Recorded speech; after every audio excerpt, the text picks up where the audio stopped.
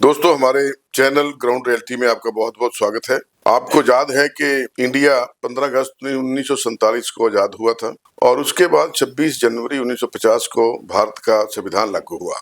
आपको मालूम है कि किसी भी देश के शासन को चलाने के लिए, देश को चलाने के लिए संविधान की जरूरत पड़ती है। 2024 में देश के संविधान को लागू हुए को 75 साल हो गए। इस मौके पर इंडिया की पार्लियामेंट में दोनों सदनों में, लोकसभा और राज्यसभा में इसकी चर्चा हुई। चर्चा के दौरान कुछ ऐसी बातें हो गई कि जिन पर विवाद हो गया। राज्यसभा में 17 दिसंबर 2024 को देश के गृह मंत्री अमित शाह जी ने संविधान की चर्चा जब हो रही थी, उस पर बातचीत करते हुए उन्होंने ऑपोजिशन पर ये दोष लगा दिया कि आप बाबा साहब का नाम लेते हो, बाबा साहब का नाम बार बार लेते हो। अगर आप उसकी जगह भगवान का नाम लेंगे तो आपको 7 जन्मों तक स्वर्ग की प्राप्ति होगी।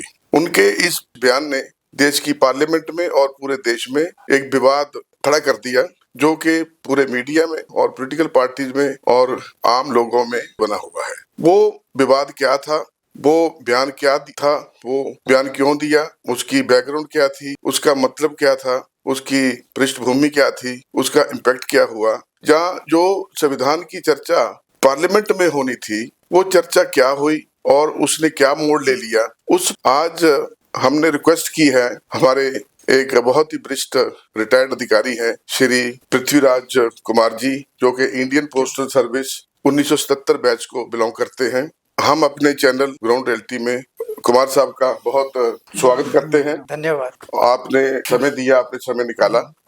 कुमार साहब का बहुत विशाल तजर्बा है, बहुत विशाल एक्सपीरियंस है। इन्होंने अपनी जिंदगी में भी, जितनी जब नौकरी थी और उसके बाद भी, बहुत गहन स्टडी करते हैं, रिसर्च करते हैं और संविधान के बारे में, डॉक्टर बाबा साहब अम्बेडकर के बारे में और देश की समस्याओं के बारे में इनका बहुत नॉलेज है, ज्ञान है कि जो पार्लियामेंट में जो कंट्रोवर्सी शुरू हुई है वो क्यों हुई थी, उसका पॉलिटिकल मैसेज क्या था। संविधान के बारे में जो पार्लियामेंट में डिस्कशन होनी थी वो संविधान पर डिस्कशन ना हो करके वो एक अलग मोड़ उसने ले लिया। एक पॉलिटिकल डिस्कोर्स शुरू हो गया कि संविधान पर चर्चा ना हो करके एक पॉलिटिकल एलिगेशन और काउंटर एलिगेशन शुरू हो गए। हम आपसे ये जानना चाहते हैं कि जो पार्लियामेंट में राज्यसभा में 17 दिसंबर को अमित शाह जी ने, जो गृह मंत्री है, होम मिनिस्टर ऑफ इंडिया, उन्होंने कांग्रेस पर यह एलिगेशन लगाया कि आप बार बार डॉक्टर बाबा साहब अम्बेडकर का नाम लेते हो, इसकी जगह आप भगवान का नाम लिए होते तो आपको 7 जन्मों तक स्वर्ग की प्राप्ति हो जाती। मान्यवर, अभी एक फैशन हो गया है, अम्बेडकर अम्बेडकर अम्बेडकर अम्बेडकर अम्बेडकर अम्बेडकर। इतना नाम अगर भगवान का लेते हैं तो 7 जन्मों तक स्वर्ग मिल जाता है। अच्छी बात है ना, सुनिए तो। इस स्टेटमेंट ने, इसके उनके इस बयान ने एक बहुत बवाल पैदा कर दिया। ये विवाद क्या है और इसकी बैकग्राउंड क्या है और ये विवाद क्यों हुआ? पहले तो ओंकार जी, आपका बहुत बहुत धन्यवाद कि आपका चैनल ये ग्राउंड रियलिटी कैसे विषय उठाते हैं जो कि बिल्कुल जनता से जुड़े हुए हैं, देश से जुड़े हुए हैं, और उनमें से जो भी निकले आएगा, निष्कर्ष निकलेगा, वो सबके हित में होगा। ये जो विषय आपने चुना है संविधान के बारे में, बहुत महत्वपूर्ण विषय है। 75 वर्ष हो गए संविधान को लागू हुए और ये भी एक बड़ा महत्वपूर्ण कदम था हमारी पार्लियामेंट का कि पार्लियामेंट के अंदर इसके ऊपर चर्चा की गई। लेकिन उसका दुखद पहलू ये है, जो आपने जैसे कहा है पहले अपनी इंट्रोडक्शन में, कि इसके ऊपर विवाद खड़ा हो गया। विवाद भी ऐसा हुआ कि उसका जो मूल है, विवाद का जो कारण है, वो हमारे जो गृह मंत्री हैं अमित शाह जी, उनकी जो स्टेटमेंट पार्लियामेंट में, राज्यसभा में आई उस दिन 17 दिसंबर को, उसको लेकर हुआ है। उनकी स्टेटमेंट के देखा जाए तो उसके 3-4 हिस्से बनते हैं, भाग बनते हैं उसकी स्टेटमेंट के। उन्होंने शुरू ही यहाँ से किया अपनी स्टेटमेंट में कि अभी ये एक फैशन हो गया है। उसके बाद एकदम से उनकी भाव भंगिमा देखिए आप, उनके चेहरे की तरफ देखिए, उनकी जिसे कहते हैं ना बॉडी लैंग्वेज देखिए उनकी, और जिस तरह से अम्बेडकर अम्बेडकर अम्बेडकर करते ही चलेगा वो 6 बार, और चेहरे के ऊपर भी ऐसा लग रहा था कि जैसे उनके अंदर से कुछ एक तरह का कुछ जमा हो रखा है, आक्रोश जैसा वो प्रकट हो रहा था उससे। उसे ये कम लग रहा था कि वो कह रहे थे कि आप बाबा साहब का नाम लेने की बजाय आप कुछ अच्छा काम करिए, बजाय ये कहने कि उन्होंने इस तरह से किया कि उनको देखिए, उनकी बॉडी लैंग्वेज को, उसे लग रहा था कि ये इनके भाषा के पीछे, इनकी स्टेटमेंट के पीछे कुछ और पृष्ठभूमि है। ये स्पष्ट वो नहीं है जो कह रहे हैं कि ऐसा ऐसा करिए आप या ऐसा क्यों कर रहे हैं। तो इसको लेके वाकई वहाँ पे विवाद हो गया और ये विवाद का विषय बनना स्वाभाविक है, क्योंकि डॉक्टर अम्बेडकर, जिनको बाबा साहब हम कहते हैं, बाबा साहब डॉक्टर भीमराव अम्बेडकर, वो कोई एक जनसाधारण या आम एक व्यक्ति नहीं, वो एक पूरी की पूरी एक फिलॉसफी है। वो ना केवल इस देश के बल्कि सब लोगों को याद होगा कि 2012 में जो सर्वे हुआ था इंडिया में कि who is the greatest person in India, the greatest man of India, तो उसमें डॉक्टर अम्बेडकर को ग्रेटेस्ट मैन ऑफ इंडिया कहा गया था। और बहुत विद्वान जो डॉक्टर अम्बेडकर जानते हैं, उनका ये कहना है कि doctor Ambedkar is one of the top brains of the world. वो स्कॉलर थे, वो संविधान के निर्माता थे, संविधानों के ज्ञाता थे, इकोनॉमिस्ट, टॉप के वर्ल्ड क्लास इकोनॉमिस्ट थे एंड सोशल रेवोल्यूशनरी हुए। सोशल रिफॉर्मर नहीं है, सोशल रेवोल्यूशनरी थे। समाज को एक तरह से इस तरह का परिवर्तन थे और उनके काम भी किया कि जो कि बिल्कुल क्रांतिकारी परिवर्तन, कि एकदम समाज को ऐसी स्थिति में लेके आ जाएं जिसमें वाकया ही, जिसमें समाज के आपके कॉन्सेप्ट क्या है समाज के बारे में, कि my concept of society is it should be based on liberty, equality and fraternity. ये तीन उनके मूल सिद्धांत थे। तो उस तरह के जैसे संविधान, जब देखिए संविधान बन रहा था 1909 से लेके संविधान को बनाने के ऊपर बहुत चर्चा चली कि आप बनाइए, नहीं बन रहा था संविधान। डॉक्टर अम्बेडकर को संविधान सभा में ना चाहते हुए लाना पड़ा, क्योंकि इनके पास ज्ञान ही इतना था। और ये संविधान भी जो बना, इट्स ऑन रिकॉर्ड, लगभग अकेले ही संविधान बनाने के, इनको जो ड्राफ्ट मिला था उस ड्राफ्ट को लेकर नया एक संविधान बना के देश के सामने लाया और वैसा संविधान बनाया कि सारी दुनिया में एक तो सबसे वो ज्यादा जिसके कहते हैं कि बहुत बड़ा संविधान था, लेकिन बहुत ही फ्लेक्सिबल भी है और देश को उन्नति की तरफ ले जाने वाला संविधान है। बात जो राज्यसभा में 17 दिसंबर को हुई कि जो चर्चा संविधान के 75 साल पूरे होने पर, संविधान पर चर्चा होनी, 75 सालों में संविधान में जो लिखा था वो हमने क्या अचीव किया, क्या हमारी सक्सेस स्टोरी है, जहाँ हमने अचीव किया है, जब नहीं किया है, या जो भी समस्याएं थी देश के सामने उनको सॉल्व किया है, जहाँ हमने नहीं किया, जहाँ हमारी सफलताएं क्या है, असफलताएं क्या है। चर्चा इस विषय को लेकर के पार्लियामेंट में हो रही थी, लेकिन संविधान पर चर्चा ना हो करके डॉक्टर अंबेडकर पर चर्चा फोकस हो गई। ये टर्न ऑफ इवेंट्स जो हुआ है पार्लियामेंट, उसकी वजह क्या मान, और एक वो जो एक देश की गवर्नेंस पर बजाय एक इलेक्टोरल पॉलिटिक्स का इशू को लेकर के, एक फैक्टर को लेकर के जो हमारी इलेक्शन को इफेक्ट करता है, उस पर चर्चा फोकस हो गई। इसकी वजह क्या आप मानते हैं कि उन्होंने चर्चा को ऐसा मोड़ क्यों दे दी? हाँ, मुझे देखिए, जो डॉक्टर अम्बेडकर है ना, आप किसी भी क्षेत्र में देखिए, किसी भी चर्चा में जाके देखिए, जो बड़े बड़े सेमिनार्स भी होते हैं, इंटेलेक्चुअल लेवल पे जो डिस्कशंस होती हैं कंट्री के बारे में, कंट्री को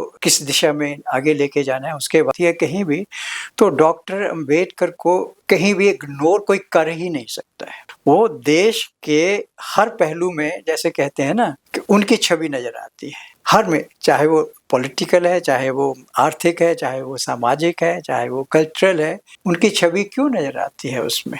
क्योंकि उनका सारा जो जीवन था वो यही था कि इस देश में ये जो सिस्टम सदियों से चला आ रहा है समाज का, और उसका जो कॉन्सिक्वेंसेस है, उसको किस तरह से ठीक करके देश को वन नेशन वन पीपल की उनकी कॉन्सेप्ट थी, ऐसा देश हो। और आपको ये भी याद होगा कि हालांकि गांधी जी के साथ उनके मतभेद बहुत रहे हैं, बहुत ही रहे हैं, बल्कि they were opposite, diagonally opposite to each other. लेकिन महात्मा गांधी ने जब उनको सुना वहां पे राउंड टेबल कॉन्फ्रेंस में, पहली राउंड टेबल कॉन्फ्रेंस जब हुई है, तो उनकी जो स्पीच है वहां 20 नवंबर 1930 को हुई थी, पहली स्पीच डॉक्टर अम्बेडकर की, उसमें गांधी जी नहीं गए थे, कांग्रेस ने पार्टिसिपेट नहीं किया था, लेकिन गांधी जी ने उनकी स्पीच को सुन के ये कहा था कि डॉक्टर अम्बेडकर, मैं आपको समझता हूँ कि you are the patriot of sterling worth. देशभक्त ने नजर आया, तो इसलिए वो डॉक्टर अम्बेडकर को कोई इग्नोर नहीं कर सकता। अब ये जो मुद्दा तो था कि हमने कॉन्स्टिट्यूशन के ऊपर चर्चा कि कॉन्स्टिट्यूशन ने जो उसके उद्देश्य था, क्या उसे कहाँ हमें कमियां रहेगी और उन कमियों को हम कैसे दूर करें और किस तरह से देश को उस तरफ ले चलें, उस मकसद तक पहुंचा दें जो इसका मकसद था। लेकिन कहा कि डॉक्टर अम्बेडकर के ऊपर आ गई, क्यों? इसका एक तो कारण ये लगता है कि पिछले कुछ एक अरसे से देश में आम चर्चा चल रही है कि जो कुछ एक रूढ़िवादी विचारधारा एक देश के अंदर चल रही है, जो उनका वो कह रहे हैं कि संविधान जो है ये देश का जो हमारी संस्कृति है उसके अनुकूल नहीं है, जो हमारी सामाजिक संस्कृति है उसके अनुकूल नहीं है। तो इसमें कईयों ने तो ये भी कहा है कि ये तो कट एंड पेस्ट करके लगाया है, डिफरेंट कॉन्स्टिट्यूशन वर्ड के लिए है, वहां से लेके ये इस तरह का किया है और इसमें ये जो है हमारे कल्चर को रिफ्लेक्ट नहीं करता है। तो उनका ये कहना है कि संविधान में न केवल चेंज लाई जाए, यहाँ तो ये भी चर्चा सुनने में आई कि लोग कहते हैं कि इसमें संविधान की जगह मनुस्मृति को लेके आए बीच में।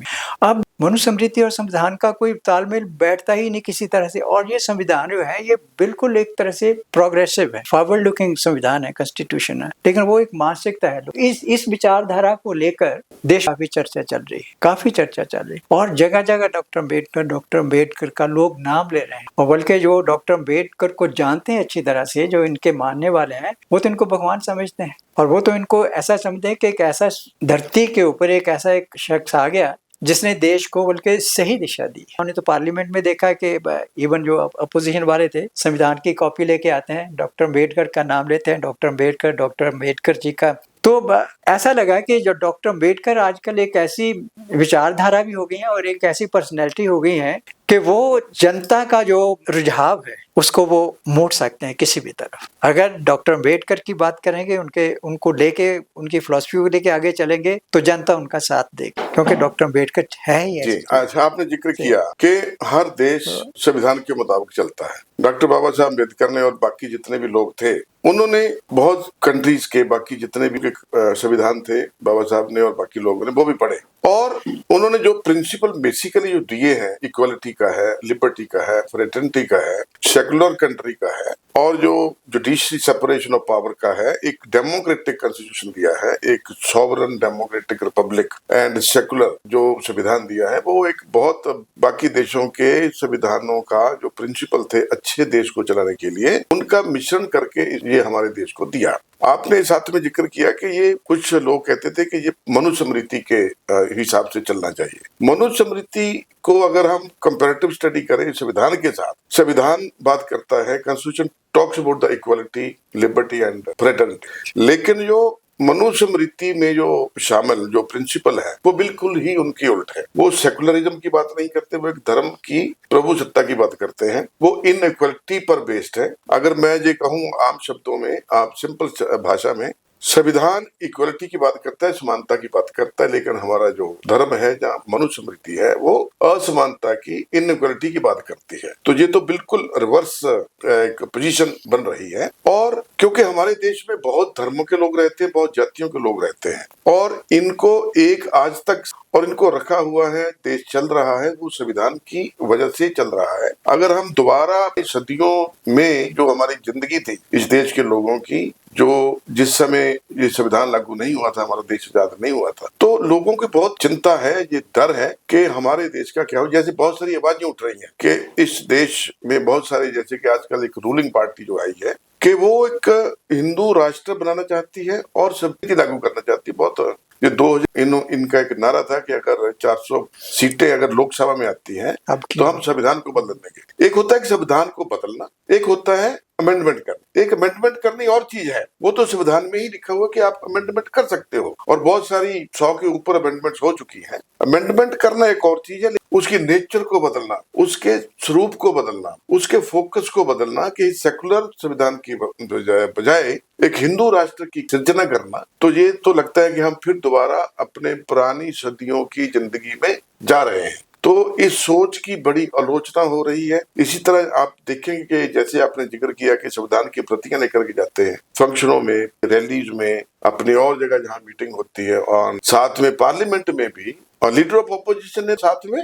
मनुस्मृति की भी एक कॉपी लेकर के गए और उनसे पढ़ना शुरू किया कि मनुस्मृति में ये लिखा हुआ है जो कि देश के खिलाफ है, और संविधान समानता की बात करता है कि हमारा देश संविधान के मुताबिक चलेगा या मनुस्मृति के मुताबिक चलेगा। लगता है कि इस देश की भविष्य के लिए या एग्जिस्टेंस के लिए ये बहुत अच्छा एक डिस्कोर्स नहीं है। इसके बारे में आप क्या सोचते हैं? आपकी स्टडी, आपका एक्सपीरियंस क्या बताता है कि बाबा साहब हिंदू राष्ट्र के बारे में क्या व्यूज थे, मनुस्मृति के बारे में क्या थे, समाज के बारे में क्या थे, मेरा ऐसा मानना है, मनुस्मृति की बात करते हैं ना, बहुतों ने तो वो मनुस्मृति देखी भी नहीं होगी, पढ़नी तो दूर की बात है। अगर कोई भी व्यक्ति उस मनुस्मृति को पढ़ ले एक बार, उसका नजरिया बदल जाएगा। आज तक जो भी नजरिया था बिल्कुल बदल जाएगा। मनुस्मृति को आप यूं ही पढ़ते हैं, उसमें एकदम पढ़ने के बाद आपको नजर आता है कि ये किसने लिखी है, कैसे लिखी है, इस तरह की उसके अंदर जो बातें लिखी हुई, जो कानून बनाए उसमें, उसको कानून कहते हैं, लॉ बुक कहते हैं हिंदूज की, वो लॉ बुक रही है। मनु जो है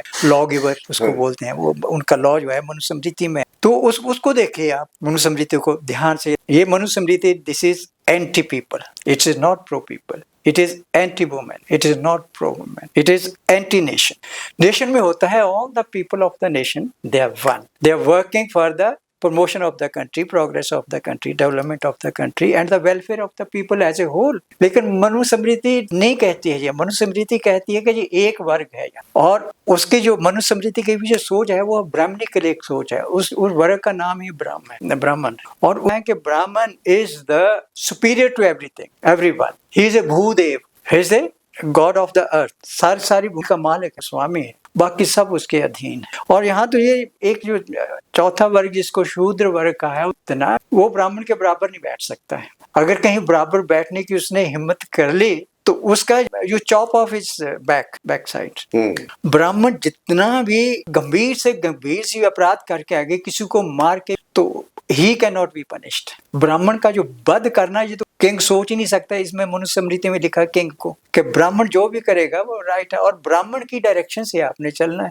तो ये सारी मनुस्मृति भरी पड़ी है इसमें। देखिए इधर ये पड़ी हुई है मनुस्मृति, ये पता नहीं लोगों ने देखी भी है कि नहीं है। इसके अंदर कुछ भी आप निकाल के एक भी पेज खोल के देखो, आपको यही मिलेगा। इसके अंदर स्त्री को मार दो, स्त्री का कोई राइट ही नहीं है किसी भी तरह से, स्त्री हमेशा ही नीचे रहेगी, उसको पढ़ने का अधिकार नहीं है। शूद्र का तो कहना ही क्या है, शूद्र तो किसी गिनती में आता ही नहीं है। वो पैदा ही इसलिए हुआ है, उसने मार खानी है, नीचे रहना है और लोगों के वो काम करने हैं, वो स्लेव ही रहना है उसने हमेशा से। तो इस तरह की बुक को कौन उसको एक्सेप्ट करे। जब डॉक्टर अम्बेडकर जिन्होंने 15 साल तक सारे हिंदू स्क्रिप्चर की स्टडी करी, उसके बाद उन्होंने एक किताब लिखी, हु वर द शूद्रास, शूद्र कौन थे। और उसकी इंट्रोडक्शन में लिखते हैं कि ये जो किताब मैं लिख रहा हूँ, ये मैं ऐसे नहीं लिख रहा हूँ, मैंने 15 वर्ष तक इसकी स्टडी करी है। कि आपने संस्कृत तो पढ़ी नहीं, तो सारी स्क्रिप्चर तो संस्कृत में। ही सेड के तिलक जैसे विद्वान हुए हैं, उन्होंने सारी इनके स्क्रिप्चर्स का इंग्लिश में ट्रांसलेशन किया है,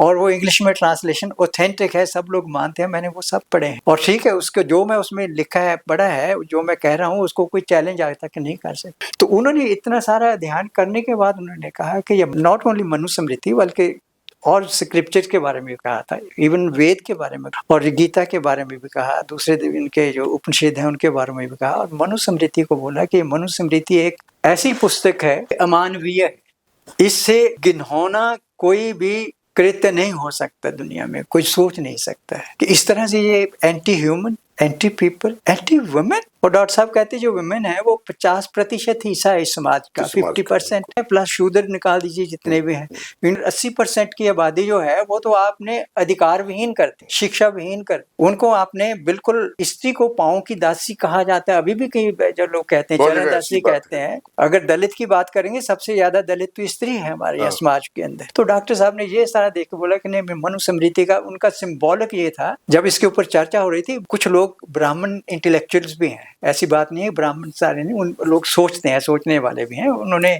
कहा कि नहीं, वाकई मनुस्मृति ठीक नहीं। तो डॉक्टर अम्बेडकर ने जब इसके बारे में चर्चा की थी, दे सपोर्टेड हिम। और जब इसकी मनुस्मृति की हुआ था इसको तो ये इसका सिंबॉलिक है कि इसको जला दीजिए, उससे जल भी है कि ये this is not worth of the human, इसलिए इसको it should be all together decimated, खत्म ही कर देना चाहिए इसको। तो इन्होंने मनुस्मृति को, तो मनुस्मृति और संविधान का तो कोई तालमेल बैठता ही नहीं है ना। तो ये संविधान हमारा है, संविधान प्रोग्रेसिव है, ये रेट्रोग्रेसिव है। संविधान is pro people, it is anti people. संविधान is pro nation, it is anti nation. तो ये इसका कैसे ताल। अच्छा, दूसरी भी बात, आपने बदलना और संविधान को उसमें अमेंडमेंट करना। देखिए संविधान जो है ना, मैंने जब इसके ऊपर चर्चा हुई थी, क्लॉज वाइज डिस्कशन हुआ और एक उसी के ऊपर चर्चा हो रही थी, तभी उसके बाद जब डॉक्टर अम्बेडकर साहब ने इनको ये प्रस्तुत किया था संविधान, उसमें उन्होंने बोला कि देखिए संविधान जो है ना, ये हमारा फ्लेक्सिबल है, ये रिजिड भी है, it is capable of handling every situation. और यहाँ लगता है कि इसमें समय के अनुसार सुधार की आवश्यकता है, कर लीजिए, अमेंडमेंट का प्रोविजन इसमें दिया हुआ है, आप कर लीजिए उसको अमेंडमेंट, ठीक है। तो ये आगे लचीला भी है, आगे बढ़े जाएगा कंट्री को। संविधान को बदलने की जो बात की जा रही है, आई कैन गारंटी यू, जो लोग आज तक संविधान नहीं बना सकते, बदल के क्या करेंगे वो। अगर कोई मनुस्मृति की बात कर रहा है तो मैं समझता हूँ कि कहीं ना कहीं उसकी थोड़ा पर्सनैलिटी में ही, सोच में ही कहीं ना कहीं दोष है उसके। और अदरवाइज संविधान बहुत बढ़िया है, सिर्फ इसको बचाना है। इसको अगर कोई कहीं लगता है कि थोड़ी बहुत समय के अनुसार इसमें परिवर्तन की जरूरत है, हल्का सा अमेंडमेंट की, सुधार की, वो आप कर लीजिए। लेकिन इसको ऑल टुगेदर आप कहो इसकी जगह कुछ और बना के लें। मनुस्मृति के, इस मनुस्मृति को अगर मैं आपने, इसका चैप्टर नंबर 9 है, चैप्टर 9 सिर्फ स्त्री के ऊपर ही है। और उसका जो चैप्टर 9 का जो शुरुआत ही है उसकी, वो ये है अर्थ 9वां अध्याय, अपने पति रात दिन स्त्रियों को स्वतंत्रता से ना रहने दें, आनंदित विषयों में लगी हुई हो तो भी उन्हें अपने वश में रखें। अच्छा। स्वतंत्रता। दूसरा आगे कहते हैं, बाल्यावस्था में पिता, युवावस्था में पति और वृद्धावस्था में पुत्र स्त्रियों की रक्षा करें, स्त्री कभी भी स्वतंत्र ना रहे। तो ये तो बहुत ही ये देखिए, इसका पूरे चैप्टर में जितनी क्लॉजेस में सारी स्त्री के ऊपर ही है। और इसके बीच लिख दिया कि स्त्री का अधिकार सिर्फ सेवा करना है और दूसरा मार खाना है, ये भी लिखा है इसमें। और इसको, स्त्री को मारने के लिए भी लिखते हैं कि ऐसे एक बांस का होना चाहिए आगे से पटा हुआ, या रस्सी से उसको पीटना चाहिए, पीठ के ऊपर पीटना। ये इस तरह की मनुस्मृति के अंदर ये चीजें लिखी हुई हैं। जो भी बातें लिखी हुई हैं, ये तो बड़ी नंबरे घराने वाली। नंबर 2, ये इनह्यूमन बातें हैं। नंबर 3, बड़ी खतरनाक बात है कि आज के विकसित समाज में, विकसित दुनिया में, एक जो 50% आपकी पॉपुलेशन है पूरी दुनिया की, उसके साथ ऐसा ट्रीटमेंट होना, या उसके बारे में ऐसी बातें करनी बड़ी ही खतरनाक चीज है। आपसे और हम आपके विचार जानना चाहेंगे। आपको याद है कि 1927 में बाबा साहब, डॉक्टर साहब अम्बेडकर ने मनुस्मृति को जलाया था इन्हीं बातों की वजह से। उसको जलाना एक बहुत बड़ा, जैसे कि आपने कहा कि बहुत रिवेलियन का काम था, रेवोल्यूशनरी काम था। इसी वजह से जो संविधान में जो अलग अलग आर्टिकल शामिल किए हैं, वो सेकुलर समाज की रचना करता है, इक्वलिटी की बात करता है। जैसे कि मैंने पहले कहा कि ये इनइक्वलिटी की बात करते हैं संविधान। लेकिन 75 साल के बाद जो समानता को पक्का होना था, लिबर्टी को और अच्छा बनना था, फ्रेटर्निटी भाईचारा और मजबूत होना था, एक और प्यार होना था, एक कोऑपरेशन होना था समाज में, उसकी जगह लड़ाई, घिरना, अपवाद और ऐसी जो रिलेशनशिप जो समाज में आवाजें उठ रही हैं, आप समझते हैं कि ये संविधान की सफलता की निशानी है? जाके वो मनुस्मृति में जो बातें लिखी गई हैं, वो दोबारा, वो जो ऐसी सोच है वो दोबारा पैदा हो रही है। और क्यों पैदा हो रही है? ये एक चैलेंज नहीं है हमारे संविधान के सामने और हमारे देश के सामने? एक बहुत बड़ा चैलेंज है, ये छोटा मोटा नहीं, बहुत बड़ा चैलेंज। क्योंकि 75 वर्ष होने के बावजूद भी अभी आप जो समाज में देख रहे हैं, न्यूज में भी आता है कि शादी में घोड़ी के ऊपर नहीं चढ़ सकते हैं। पाँव में अभी तक कई जगह देखने आते हैं कि लोग जो इस वर्ग के हैं, जिसको शूद्र वर्ग कहा वर्ण व्यवस्था के अंतर्गत, वो जूता पहन के नहीं वहां, अच्छे कपड़े नहीं पहन सकते हैं। अभी आपने देखा ये जो कुछ भी ये हो रहा है। और डॉक्टर अम्बेडकर साहब जब कह रहे थे ना कि मैंने 15 वर्ष इसका अध्ययन किया है, तो उसका अध्ययन के बाद उन्होंने एक तो ये मनुस्मृति के, दूसरा उन्होंने हमारे स्क्रिप्चर्स हैं सारे, उसके बारे में इन्होंने कहा, जिसमें वेद भी आते हैं और वेद पुराण तो है, पुराण भी, वेद पुराण सारे जिसमें आते हैं। उन्होंने ये कहता था कि ये इस तरह के एक लिटरेचर है, हिंदू स्क्रिप्चर्स। अब उसके नए डॉक्टर अम्बेडकर के Hindu scriptures, they are political in motive. Hindu scriptures are political in motive, partisan in composition, and fraudulent in purpose. Okay. This is the statement. It's available on in his book, Writing and Speeches. आप पढ़ लीजिए, कहीं उसको कोई challenge नहीं किया आज तक। ये तो बहुत ही Hindu scriptures, Hindu books, Hindu holy books, political in motive, partisan in composition and fraudulent in purpose. अब इसमें सारे आ गए अपनी। तभी उन्होंने कहा था ये एनाहिलेशन ऑफ कास्ट। उसमें वो कहते हैं कि ये जो इनके अंदर जो स्क्रिप्चर्स के अंदर जो कुछ भरा हुआ है, ये सारी समाज को ये तोड़ता ही है, ये समाज को नहीं जोड़ता है। जो हिंदुइज्म है, अब हिंदुइज्म की बात, हिंदुइज्म इसके ऊपर पनपता है स्क्रिप्चर्स को लेके पढ़े। अब Hinduism is inimical to equality, it is antagonistic to liberty. Inimical, antagonistic, to liberty and it is opposed to fraternity. ये सारे scriptures. तो कहाँ constitution is talking of liberty, equality, fraternity, justice and dignity of human being, और कहाँ ये इनमें किताबों में ये चीजें ऐसी लिखी हुई हैं? ये क्यों कह रहे हैं? वो क्यों कह रहे हैं कि उसमें है किताब के अंदर। अब वेद, पता नहीं लोगों ने किसने वेद पढ़े हैं, नहीं तो मैं वेद भी आपको देखो, वेद के अंदर ब्रह्म मुंह से एक क्लास पैदा होगी, एक ब्राह्मण क्लास से पैदा होती है, एक क्षत्रिय वर्ग पूरे का पूरा क्लास जो है यहाँ से बाहों से पैदा हो, पाँव से शूद्र क्लास वर्ग है वो पाँव से पैदा करके आपने दिखा दिया। नॉट ओनली वेद में, गीता में भी। ये तो साइंस के खिलाफ है ये एब्सोल्युटली। ये कहाँ है ये उसके? तो ये तो इमेजिनेशन, एक वाइल्ड इमेजिनेशन है, डेंजरस इमेजिनेशन। तो ये इस तरह के ये एक मिनट उसमें बाबा साहब ने ये भी कहा था, दीज स्क्रिप्चर्स जो कि इस सोसाइटी को तोड़ रहे हैं, अलग अलग कर रहे हैं, खंड खंड किया हुआ है, अन्यायपूर्ण जो है व्यवस्था उसको प्रमोट कर रहे हैं।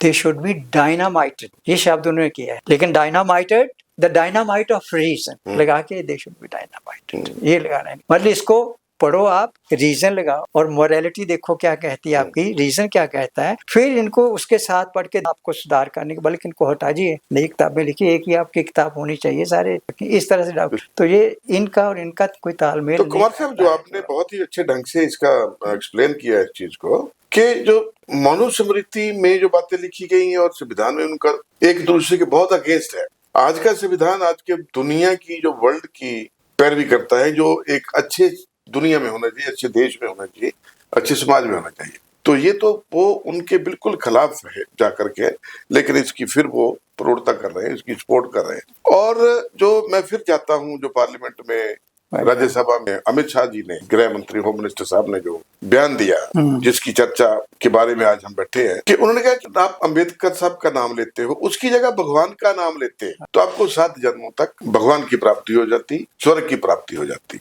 तो पार्लियामेंट में संविधान पर चर्चा करने की वजह वो भगवान की बात कर रहे हैं, वो नरक और स्वर्ग की बात कर रहे हैं। क्या देश संविधान के मुताबिक चलेगा या धर्म के मुताबिक चलेगा? क्या उनका ड्यूटी ऐसी बातें करना है? क्या संविधान में क्या लिखा है वो लागू हुआ या नहीं हुआ? वो तो उसकी बात करनी थी। वो कहाँ वो धर्म की बात कर रहे हैं। उनका ड्यूटी है देश में लॉ एंड ऑर्डर ठीक रखना, अलग अलग समाज के जो लोग हैं उनमें प्यार हो, मोहब्बत हो, और देश की गवर्नेंस अच्छी हो, शासन अच्छा हो, एजुकेशन अच्छी हो, हेल्थ अच्छी हो, समाज अच्छा हो, देश का विकास हो, लोगों का विकास हो। तो ये उनकी जो स्टेटमेंट है, आपको नहीं समझते कि वो रेग्रेसिव है, संविधान के अगेंस्ट जाकर के उन्होंने बोला है, और उन्होंने धर्म की एक प्रौढ़ता करने की, एक सपोर्ट करने की कोशिश की, जो कि हमारा सेकुलर संविधान की जो बेस है, जो उसके आधार है, वो उसी को ही क्वेश्चन करने वाले। नहीं, बिल्कुल उन्होंने, क्योंकि सही है, ये बिल्कुल सेकुलर संविधान है, इसमें without any distinction of caste, creed, colour, इसकी तो बात ही नहीं है, सबके लिए एक समानता के अधिकार देते हैं। और साइंटिफिक टेम्पर की बात होती है कि देश में अपने साइंटिफिक टेम्पर जो है वो डेवलप करना है लोगों का। और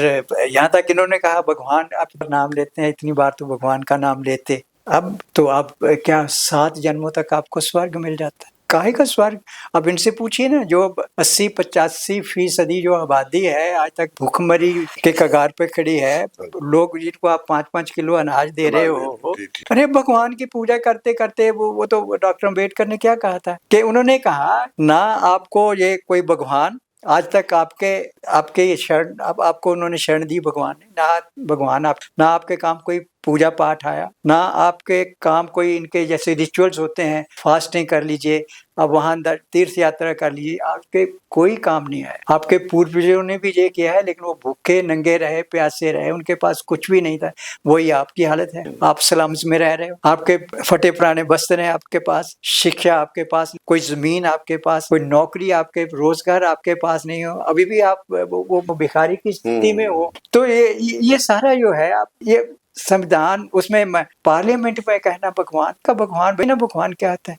और डॉक्टर अम्बेडकर साहब, आपको सबको मालूम है कि उन्होंने अल्टीमेटली बुद्धिज्म अपना लिया। ये क्या मतलब है? मैं समझता हूँ कि अध्ययन की कमी है, अंधविश्वास ज्यादा है, और ये भ्रामिकता है, लोगों को विचार करना है तो उसकी जो मानसिकता है उसके ऊपर अधिकार कर, वो जो आप कहे बस वो माने, उसके ऊपर कोई रीजन ना करे, वो उसके ऊपर किसी तरह तर्कशीलता खत्म कर दो, उसकी रीजनिंग पावर खत्म कर दो। वो यहाँ हमारे देश में समाज हुआ है और उसी के चलते चलते ये जो नहीं सुधार नहीं हो रहा है, जो कॉन्स्टिट्यूशन करना चाहता है वो नहीं हो रहा है। लोगों की माइंड सेट अभी नहीं चेंज हो रहा है। डॉक्टर साहब ने भी कहा था कि ये कास्ट को, जैसे वर्ण व्यवस्था थी ना, वर्ण व्यवस्था के बारे में क्या कहते हैं, वर्ण व्यवस्था आप ये कैसे हो सकते हैं, आप 4 स्पेसिफिक कैटेगराइजेशन करके उसको समाज दीजिए, नहीं हो सकता ये तो ह्यूमन बीइंग ही ऐसा है कि वो तो ऐसे एक पर्टिकुलर कैटेगरी में नहीं फिट होता है। कि ये वर्ण व्यवस्था के बारे में डॉक्टर साहब ने इसके बारे में कहा, पूरा पढ़ के ध्यान करके कि देखिए चतुर्वर्ण है, 4 वर्ण है। It deadens, it paralyzes, and it cripples the people from helpful activity.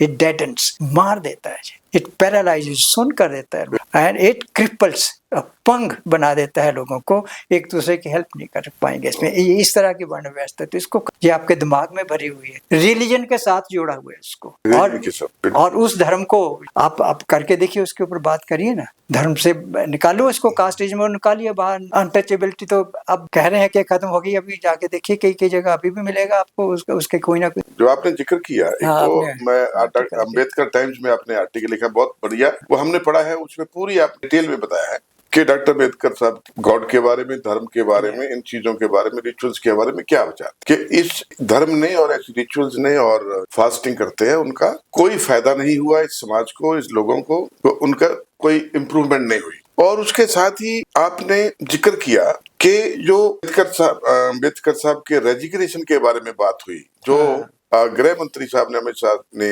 जो राज्यसभा में बात करते हुए कांग्रेस पर अटैक करते हुए कहा कि उन्होंने 3 बातों को लेकर के अपना इस्तीफा दिया। एक था फॉरेन पॉलिसी, दूसरा था SC/ST के हालत नहीं सुधरी है, और तीसरा कहा था आर्टिकल 370। लेकिन आपने उसमें जिक्र किया बड़े डिटेल में कि मेन कारण तो हिंदू कोड बिल था, जिसकी वजह से डॉक्टर अम्बेडकर साहब को इस्तीफा देना था। इसके बारे में थोड़ा डिटेल में अगर बताएं कि असली कारण क्या था, क्या उन्होंने मिसलीड किया? आपने कहा कि उन्होंने मिसलीड किया, पार्लियामेंट को, देश को मिसलीड करने का प्रयास किया, असली कारण कुछ और थे। मैंने भी जबकि स्टेटमेंट में कि डॉक्टर अम्बेडकर जी ने, तब बोला उन्होंने, अम्बेडकर जी ने इस्तीफा दिया इनकी वजह से दिया, क्योंकि ये SC/ST वर्ग था, उसकी जो स्थिति थी उससे वो he was not happy with that, एक ये था। और दूसरा कि इनकी जो फॉरेन पॉलिसी थी उसके साथ वो सहमत नहीं थे। और तीसरा कि आर्टिकल जो 370 है उसके साथ भी उनकी सहमति नहीं थी। इन कारणों से उन्होंने इस्तीफा दे दिया। तो डॉक्टर अम्बेडकर ने इस्तीफा दिया। 4 साल तक वो नेहरू की कैबिनेट में, जो पहली कैबिनेट थी उसके, वो लॉ मिनिस्टर रहे। 4 साल तक लॉ मिनिस्टर रहे। तो लॉ मिनिस्टर भी थे, कॉन्स्टिट्यूशन भी लिख रहे थे, और साथ में एक बहुत बड़ा एक सोशल रिफॉर्म का एक बिल जो था, उसको हिंदू कोड बिल, वो हालांकि 1947 में पेश हो चुका था। डॉक्टर अम्बेडकर ने उस बिल को इस तरीके से पेश किया कि ये हमारा जो, उन्होंने कहा कि ऐसा सुधार आज तक ना कहीं हुआ है समाज में, ना आगे किसी तरह से हो सकता है जो इसके बराबर का हो सुधार। इतनी इंपॉर्टेंस वो इसको हिंदू कोड बिल को देते थे। और जब उन्होंने डिस्कशन की, कैबिनेट में डिस्कस हुआ, सब लोगों ने कहा कि हाँ जी हिंदू कोड बिल जो लाना चाहिए। तो मैं उनके रेजिग्नेशन की बात कर रहे थे कि उन्होंने जब रेजिग्नेशन दिया अपना, तो उसमें स्टेटमेंट दी उन्होंने, एक स्टेटमेंट वो छप गई स्टेटमेंट। 10 अक्टूबर को एक स्टेटमेंट दी, 10 अक्टूबर 1952 को, स्टेटमेंट ऑफ रेजिग्नेशन। तो उसमें इंट्रोडक्शन देते हैं, बताते हैं कि देखिए मैं बेसिकली कांग्रेस का और मेरा, इनका जो फिलोसफिकली, हमारे आइडियोलॉजिकली थोड़ा डिफरेंस है हमारा, ठीक है, we not one with each other. और इनकी जो पॉलिसीज हैं, मैं 100% ऑफ कोर्स इनसे सहमत नहीं हूँ। ये मेरा पर्सनल है, this is my personal observations. लेकिन इन चीज़ों का मेरे रेजिग्नेशन से कोई ताल्लुक नहीं। कि इनकी जो फॉरेन पॉलिसी है, मैं चाहता हूं कि हमारी जो फॉरेन पॉलिसी है बेसिकली कश्मीर को लेके ये सारा, तो उसमें बड़ा पाकिस्तान और पार्टीशन ऑफ इंडिया करके उनकी किताब थी, उसमें पूरी की पूरी बुक है। उसमें वो लिखते हैं कि आप जैसे इंडिया का पार्टीशन हुआ है तो कश्मीर का भी आप सोचो उसी तरह से, जो फार्मूला बना है, मेजॉरिटी ऑफ मुस्लिम जो है, जो एरिया उनको जाए, जो बाकी हिंदू का हिंदू को आए, तो आप मसला हल हो जाएगा। अभी जैसे कि आपका 350 करोड़ का रेवेन्यू है कंट्री का, और 160 करोड़ आपके ऊपर आर्मी के ऊपर खर्च कर रहे हो। 350 में से मोर देन 50% आप आर्मी के ऊपर, आर्मी कहाँ लगाई हुई है, सारी कश्मीर में है ज्यादा। ठीक है, अगर आपकी फॉरेन पॉलिसी ठीक हो जाए, लोगों के साथ सेटल करिए, साथ उठ के आप सारा वो जो बजट है आपका, जो रेवेन्यू आता है वो आप वेलफेयर में इस पे लगाइए, कंट्री की प्रमोशन के लिए, उसको आगे बढ़ाने, प्रोग्रेस के लिए लगाइए, डेवलपमेंट के लिए। तो ये उन्होंने इसमें ये कहा था, इसलिए कहते हैं कि मैं इनकी। और दूसरा उन्होंने ये भी कहा था कि हाँ, मैं तो शुरू से कह रहा हूँ कि जो हमारा ये जो डाउन रोडन क्लास है, डिप्राइव्ड क्लास सेक्शन जो है, इनकी जो स्थिति होनी चाहिए उससे तो वो मीलों कोसों दूर खड़े हैं, लेकिन वो जो प्रोग्रेस मेरे को दिखनी चाहिए वो नहीं हो रही है। अब उसके लिए कांग्रेस पार्टी और रूलिंग पार्टी है, तो नेचुरली उसका है योगदान है उसमें, हालांकि अनटचेबिलिटी दूर हो गई थी ये, तो इसलिए कहा ये भी है। लेकिन इनका मेरे रेजिग्नेशन के ताल्लुक नहीं है।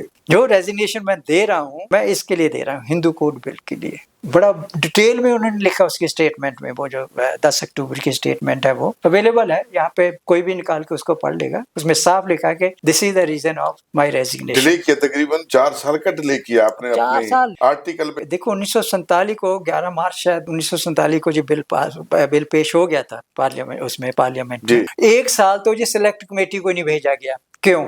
इस बिल का विरोध हो रहा था। कौन कर रहे थे? जो ऑर्थोडॉक्स। कुमार साहब, ये बहुत इंपॉर्टेंट बात है हिंदू कोड बिल को लेकर के, कि जो आपने आर्टिकल में भी लिखा है, जो डिटेल में लिखा है कि इसकी बहुत अपोजिशन हो रही थी, और राजेंद्र प्रसाद जी, वल्लभ भाई पटेल और कितने लोग थे वो इसकी आलोचना कर रहे थे। ये विरोध क्यों कर रहे थे और उनकी विरोध का आधार क्या था? और क्योंकि ये this issue ultimate led to the resignation of Baba Saheb Ambedkar. सो ये विरोध क्या था, और बिल को पास ना होने की वजह से हमारे देश को, हमारे समाज को क्या नुकसान हुआ?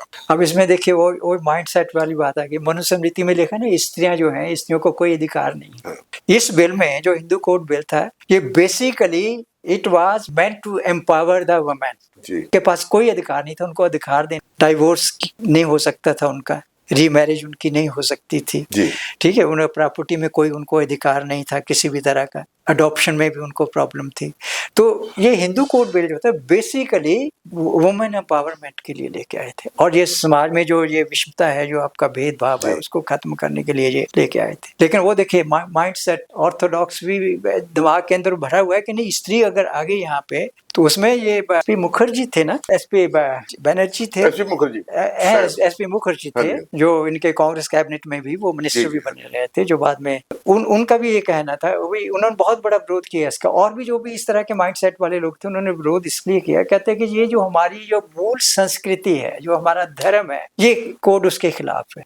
तो डॉक्टर अम्बेडकर कह रहे थे ये खिलाफ कैसे है, आप उनको राइट क्यों नहीं देते हो? जवाहरलाल नेहरू जो थे, बिल के हक में तुच्छ थे, उन्होंने एक्सेप्ट किया, उन्होंने इनको एश्योरेंस भी दी कि मैं कोशिश करूंगा पूरी। लेकिन विरोध इतना, देखो उसका जो आप राष्ट्रपति विरोध कर रहे हैं, होम मिनिस्टर विरोध कर रहे हैं, ठीक है, पंडित मालवीय जी विरोध कर रहे हैं, और इतने बड़े बड़े दिग्गज जो है कांग्रेस पार्टी के अंदर कैबिनेट में भी है, यहाँ तक कि वो इसका विरोध कर रहे हैं। तो नेहरू जी कहाँ तक संघर्ष कर, इसलिए 1 साल तक ये बिल उन्होंने जो है सिलेक्ट कमेटी नहीं भेजा। जब भेजा वहां, तो उसकी जो रिपोर्ट आई, उसके बाद इसका इन्होंने डिस्कशन के लिए नहीं, डिस्कशन ही नहीं हुई इसके ऊपर, और 1 साल आगे 3 साल तो वैसे ही निकल गए। फिर अल्टीमेटली नेहरू जी ने कहा कि यार देखो, मुझे लगता है कि ये बिल नहीं निकलना नहीं है, इसके कुछ एक एस्पेक्ट ले लेते हैं, उनको पास कर देते, हाँ, डाइवोर्स का ले लीजिए, मैरिज वाला ले लीजिए, तो इनको लेकर ना इसके ऊपर चर्चा करते हैं। इसके ऊपर भी चर्चा होने लगी। तो लेकिन वो जो विरोधी लोग थे, इवन जो कांग्रेस का जो विप था, चीफ विप, वो भी एंटी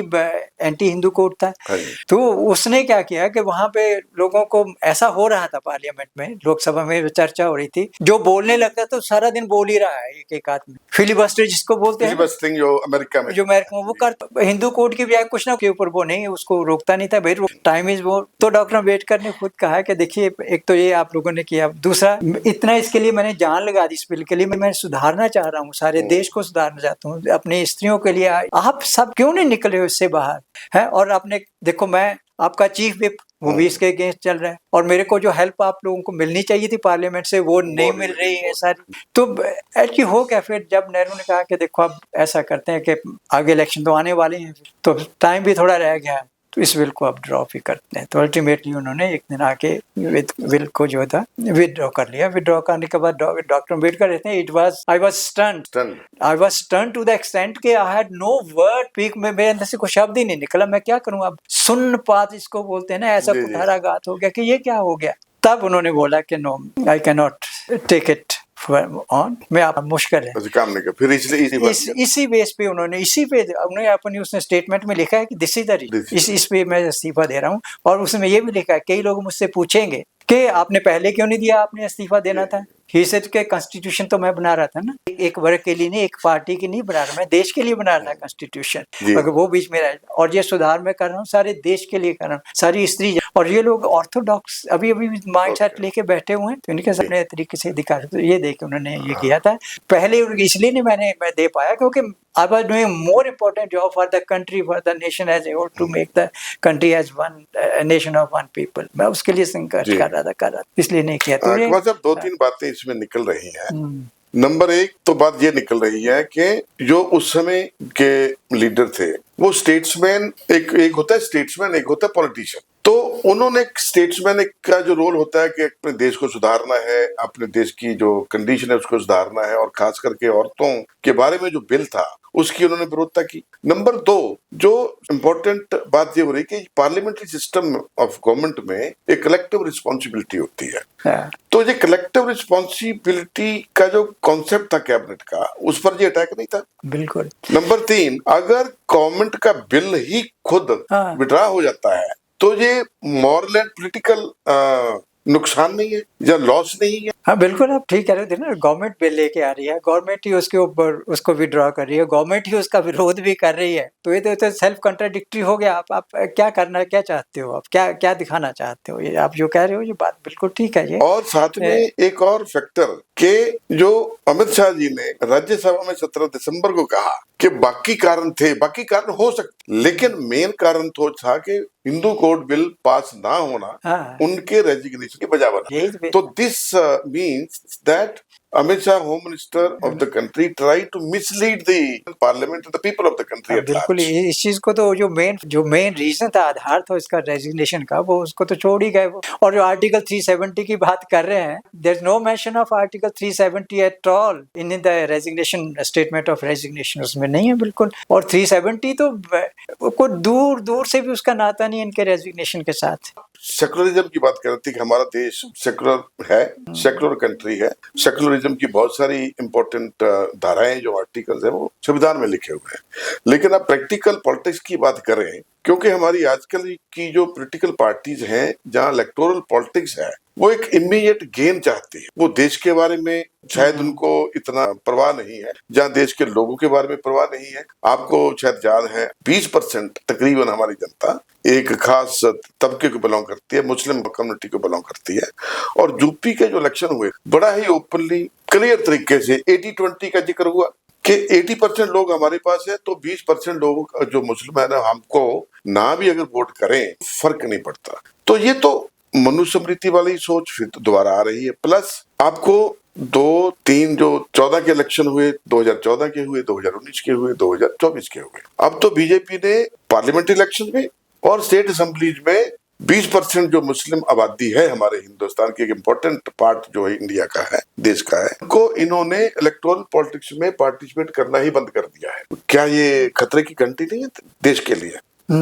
बिल्कुल है। और कुछ एक दो जो 2-4 एमपीज हैं वो दूसरी पार्टियों से, जहाँ कांग्रेस को बिलोंग करते हैं या टीएमसी को बिलोंग करते हैं या किसी एक आदि और पार्टी को बिलोंग करते हैं, जैसे समाजवादी पार्टी है। तो ये हैं जो the kind of discourse which is going on in this country, don't you think that it is dangerous for the politics of the country and for the future of the country? नहीं, बिल्कुल ये country के हित में नहीं है, क्योंकि country is talking of every citizen has equal right.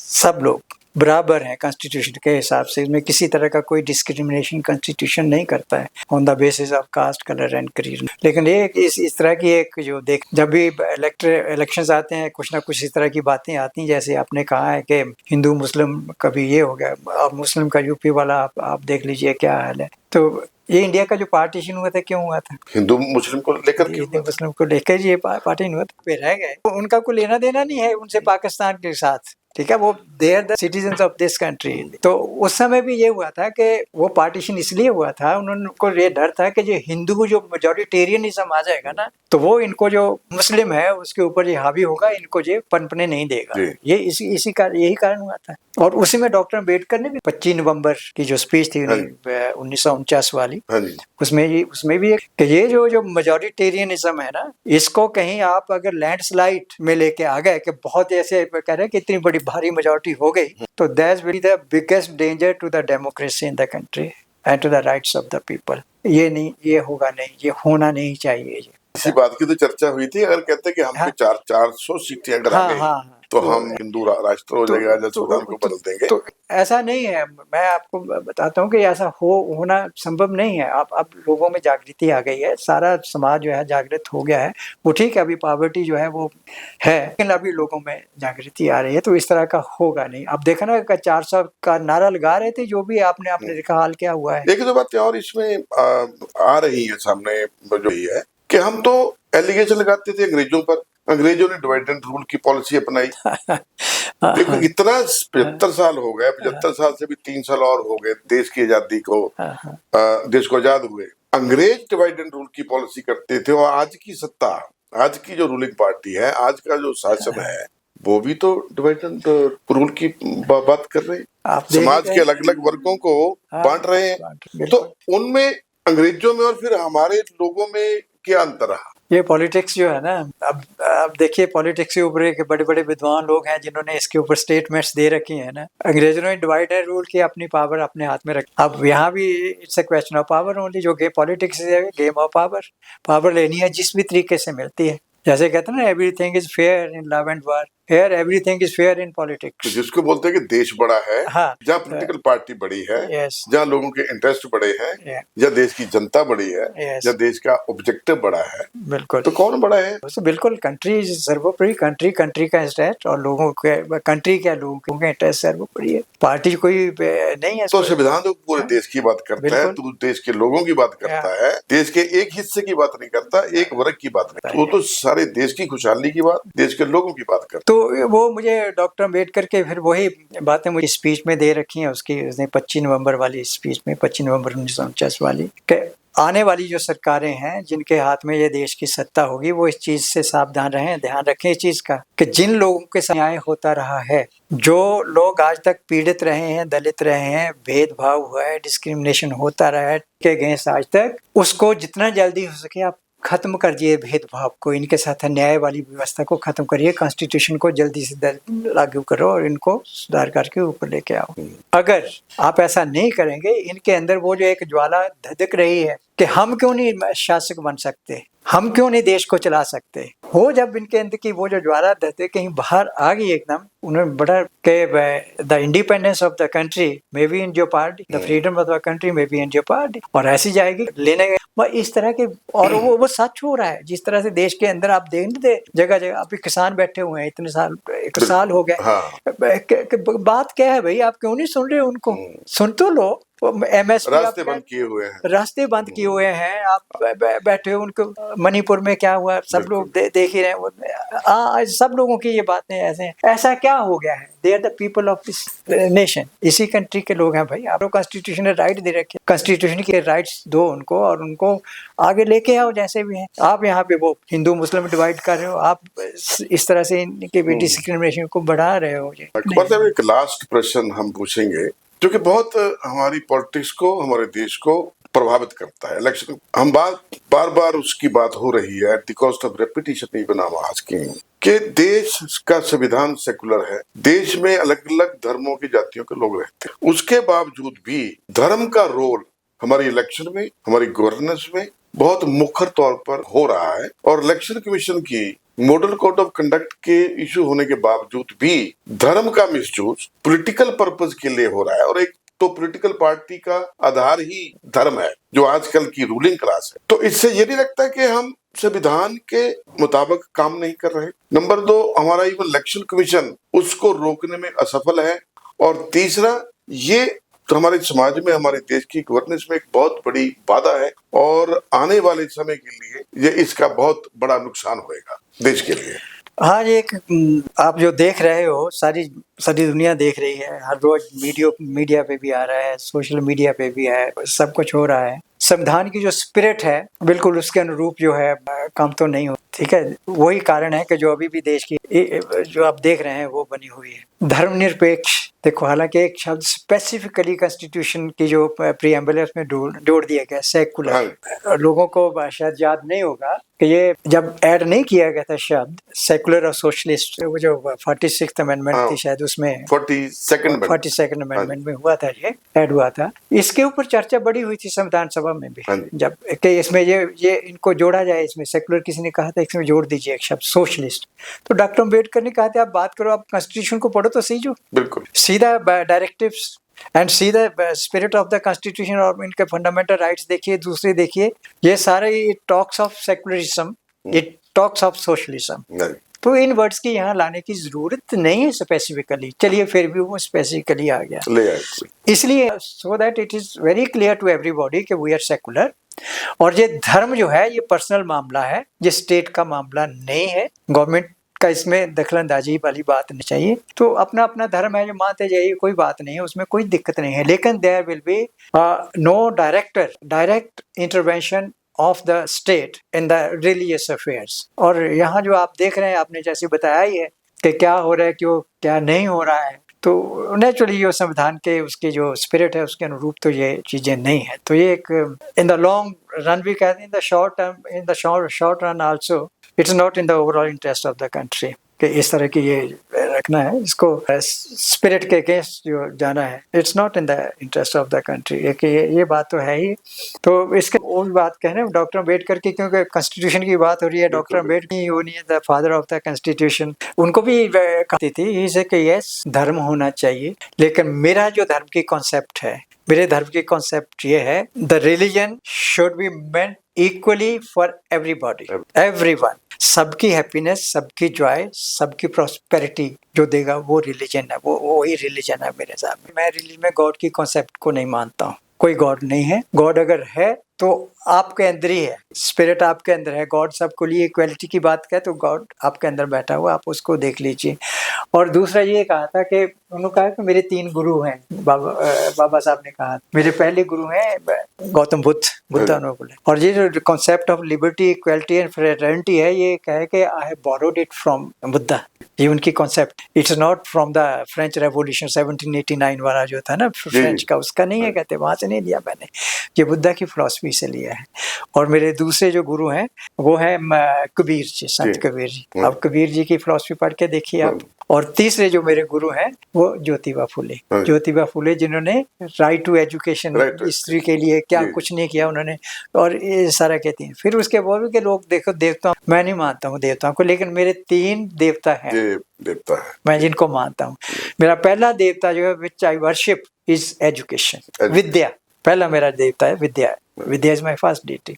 और विद्या के बिना तो आपको रोशनी हो ही नहीं सकती, विद्या के बिना आपका उद्धार होना। विद्या है आपके पास नॉलेज है तो आप प्रोग्रेस करेंगे, आप मानसिक तौर पे भी, इंडिविजुअल तौर पे भी, सामाजिक तौर पे भी आप। और दूसरा मेरा जो है सेल्फ रिस्पेक्ट, आत्मसम्मान। देखिए कितना, और आत्मसम्मान के बारे में कहते हैं कि my self respect is so burning in me that I consider even God inferior to me. बिल्कुल, आपने अपने आर्टिकल में ये बातों का जिक्र किया, ये उनकी स्टेटमेंट है उनकी। I consider even God inferior to me so far as self-respect is concerned.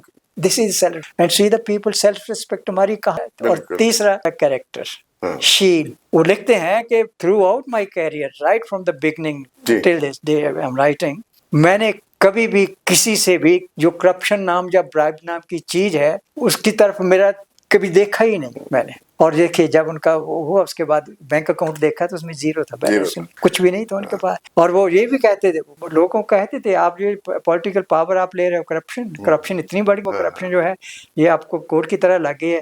अब मैं कांग्रेस की बात, उस समय कांग्रेस ही थी ना, कांग्रेस को गए, लेकिन हिंदू महासभा भी तो आ गई, उसमें RSS भी तो आ गया था 1925 में। और RSS का भी जो है उनके जो हेड के बाहर थे वो कौन थे, वो कांग्रेस में तो थे पहले। कांग्रेस की वो जो सभा थी उसके मेंबर भी रहे हैं वो, उसके उनके ज्वाइंट सेक्रेटरी भी रहे हैं, उसके प्रांतीय joint secretary of Congress head के बाद। तो वो फिलॉसफी थी, उससे निकल के तो इधर आए। माइंड सेट में लोगों का वही RSS का जो माइंड सेट है बेसिकली उधर भी था इधर भी था। डॉक्टर अम्बेडकर साहब तो इसी को कह रहे थे, हिंदू माइंड सेट है ना, ये ठीक नहीं है, it's not for the overall interest and promotion of the country. और एक बात उन्होंने और जो कही थी, जो भी वो भी अभी क्योंकि बात चल रही है डॉक्टर अम्बेडकर साहब के बारे में, तो जब वो कॉन्स्टिट्यूशन बना रहे थे उन्होंने, और उन्होंने वो कॉन्स्टिट्यूशन बात है कि कॉन्स्टिट्यूशन ऐसा होना चाहिए जिसका which is for the welfare of everybody irrespective of caste, colour and creed.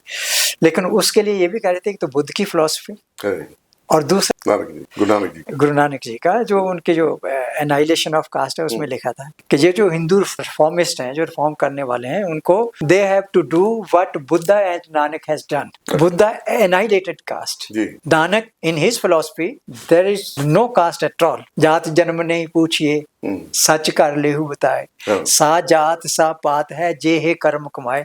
आपका जो काम है इट डिपेंड्स योर कैटेगरी, आप अच्छे हो या बुरे हो। तो इस तरह से ये डॉक्टर अम्बेडकर तो बहुत, लेकिन संविधान बहुत अच्छा है, लेकिन जब उनकी फिर वही बात आती है, कोई भी संविधान इसका ज्यादा it depends on the people who handle it. अगर संविधान में कोई कमियां हैं, लोग उसको अच्छा हैंडल करने वाले उनको ऊपर ले आएंगे, ठीक है। अगर संविधान बहुत अच्छा है लेकिन उसको जो चलाने वाले हैं वो बुरे लोग हैं, तो संविधान वो भी बुरा हो जाएगा। तो इसलिए संविधान में कोई कमी नहीं है, कमी है तो ये मानसिकता में है, those who have to work it, otherwise Samvidhan is very good. और जो पार्लियामेंट में जो हुआ है, जो आप देश में चल रहा है, जागरूक है, उनके अपने अपने विचार हैं, वो बाबा साहब के अगेंस्ट किसी भी तरह का जो इनकी टिप्पणियां मानजनक लगता है, डिसरिस्पेक्टफुल है, तो they are taking it like that. तो मेरा ख्याल है कि ये अगर इसके ऊपर ध्यान दें, ज्यादा फोकस किया जाए कॉन्स्टिट्यूशन को कैसे लागू करना है, तो देश आगे जाएगा। ये सारी चीजें तो आपने ये जो बात बताई, यही मेरे दिमाग में भी थी कि हम ये डॉक्टर अंबेडकर साहब की बहुत इंपॉर्टेंट कोटेशन है कि अगर संविधान में कुछ कमी भी है, लेकिन अगर देश को उसको चलाने वाले लोग अच्छे होंगे, तो देश बहुत अच्छी ढंग से चलेगा। अगर संविधान कितना भी अच्छा हो, लेकिन उसको अगर चलाने वाले बुरे होंगे, तो वो देश को अच्छी तरह से चला नहीं सकते। उनकी बहुत प्रैक्टिकल ये बातें हैं और बहुत अच्छा संविधान पूरे वर्ल्ड के संविधान को लेकर के उनसे एक्सपीरियंस लेकर के बनाया गया है। आज की चर्चा में बहुत सारी बातें करी है कि पार्लियामेंट में जो संविधान पर चर्चा होनी थी, संविधान पर चर्चा ना हो करके वो और बातों पर चर्चा हो गई, पॉलिटिक्स उसमें ज्यादा आ गई और उसमें बहुत सारी कंट्रोवर्सी पैदा हो गई, पॉलिटिकल पार्टियों में हो गई, संस्थाओं में हो गई, लोगों में हो गई। आज की चर्चा में आपने बहुत सारी बातें बताई हैं, बहुत सारा संविधान के बारे में बताया, देश की गवर्नेंस के बारे में बताया। मुझे उम्मीद है कि आज की जो चर्चा है इसका बहुत सारा जो जानकारी हमारे लोगों को मिलेगी, और आपने समय निकाला, बातें बताई, इसके लिए आपका बहुत बहुत धन्यवाद, बहुत बहुत शुक्रिया। Thank you so much. मैं आपका आभार व्यक्त करता हूं कि आपने इस बड़े महत्वपूर्ण सब्जेक्ट को लेकर ये चर्चा की है, बहुत अच्छा है। और मैं भी ये उम्मीद करता हूं कि ये जन जन तक जाएगा और लोग वाकई, मैं सबसे आग्रह मेरा यही रहता है कि किसी भी चीज के ऊपर टिप्पणी या रिमार्क देने से पहले आप उसको अच्छी तरह से जान ले, समझ। अगर मनुस्मृति की बात करनी, मनुस्मृति को पढ़ो पहले, वेद की बात करनी तो वेद को पढ़ो आप पहले, श्री रामायण महाभारत की तो पढ़ो उसको। डॉक्टर अम्बेडकर ने तो ये भी कहा था कि Gita is Manu in nutshell. और जो मनु है, मनु इज हिटलरिज्म। जो हिटलर है, तो वो जो उनकी जर्मन की जो पार्टी थी, वो इसके ऊपर मनु को लेकर चल सुपरमैन की बात कर रहे थे। तो ये चीजें इनको देखेंगे, ध्यान से पढ़ेंगे, हम इसको समझेंगे, तो फिर उसके ऊपर चलिए, तो naturally we can improve the human personality, we can bring about the welfare of the people and uplift the people and take the country to the real heights of its development and progress. बहुत बहुत शुक्रिया। Thank you so much. Thank you so much. Thank you.